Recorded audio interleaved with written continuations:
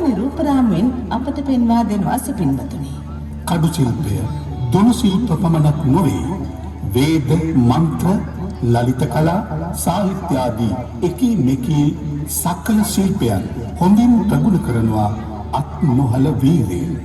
පෙර බමුණන් පැවසූ පරිදිම කුමාරයා ආයුධ 5කින් සරඹ දක්වන්න මනාකොට පිළිටනවා. ඉතිරි කිරීමට සූදානම් වන්නේ චුල්ල නාරද ජාතක කතාවයි පින්නතුනි. වසර 2600 ගණනකට එහා මෙවන් උතුම් පුරපසළොස්වක පොහොය දිනක බෝසතාණන් වහන්සේ දඹදිව යොදු සම්ලාපන්නවා පාදලනවා මේ වනේ සෝදායක වගේ අනතුරුදායකයි වනලැබ තුළදී ඊට නහරක්කෝ